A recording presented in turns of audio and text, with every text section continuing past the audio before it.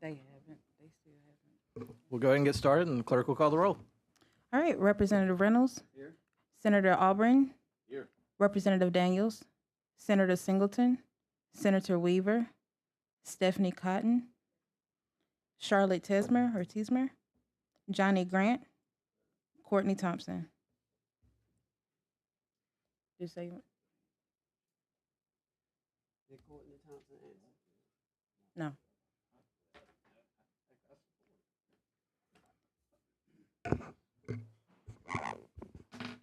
All right, you may take it over there? Go for it. All right, thanks for the Speaker's office and Andrew for kicking the committee off. And I think we're mainly here today to elect a chair and a co-chair. And I did want to kind of, since we had a little bit of time, kind of get into the history as to why we're here. So with that said, I'll entertain a motion for the position of chair. You want a motion? I move Chairman Reynolds serve as chair. All right, all in favor say aye. Aye. Any other nominations? So accepted. By acclamation? Absolutely. So now we'll open up the position of co-chair of the committee, and I would nominate Senator Greg Albritton. May I, no. Any other nominations? All in favor say aye. Aye. Oppose? Okay, Mr. Co-Chair, you're in position. So just a little bit of background as to why we're here, and Miss Diane made some copies here, and I want to pass these out. If y'all pass these around, and here go Mark, pass some of these down there. Okay. So what I'm passing out is kind of a map. We had a lot of discussion last session related to the crime victims notification system in the state of Alabama, and also throughout our counties in Alabama, and really could not come to a final conclusion by the end of the session related to funding of any such system. And we're happy to have Maury Mitchell here today, and I'm going to ask Maury just kind of give us a little 30-second snapshot of what the state did. You know, if you go back and look at Senate Bill 67 that Cam Ward did, and that kind of created the, let me get my wording right here, created the Victims Notification Implementation Task Force to guide and support implementation of a statewide automated victim notification system in Alabama. So with that, Maury, I'll kick it over to you right quick.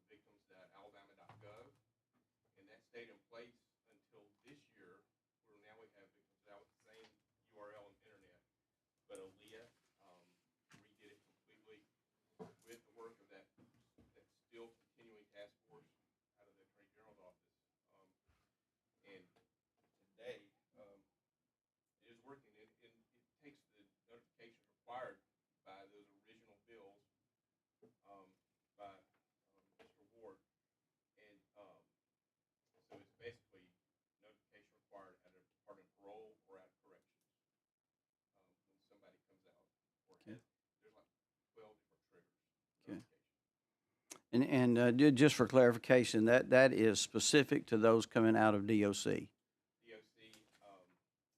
coming off parole or getting a pardon, things like that. Okay.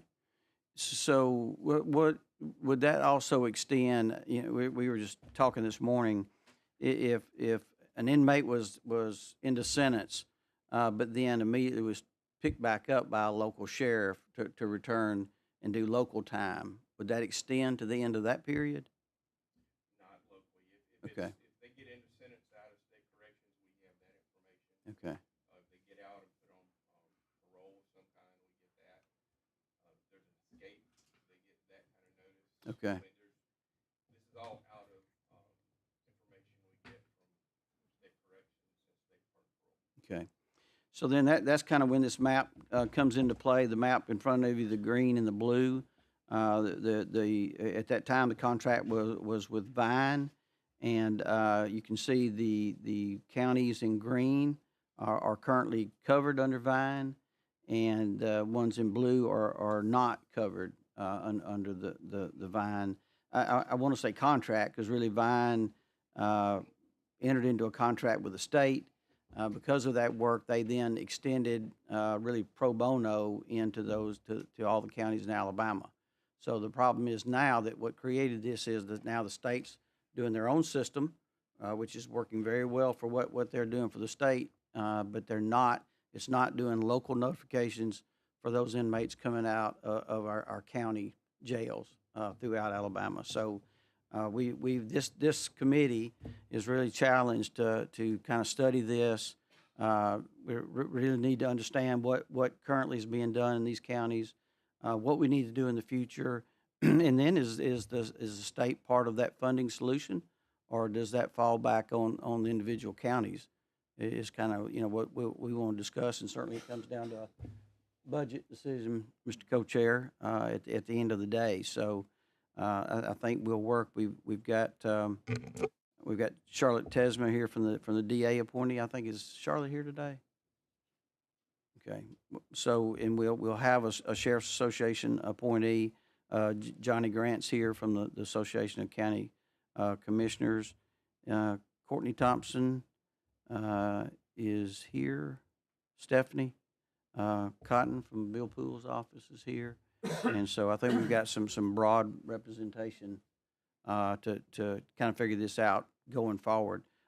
My county, Madison County, is currently using the Vine system, and seems to be pleased with what it provides for them. And did everybody get a copy of the resolution? And you can kind of read through that and kind of see what we're kind of challenged here to do. So I think.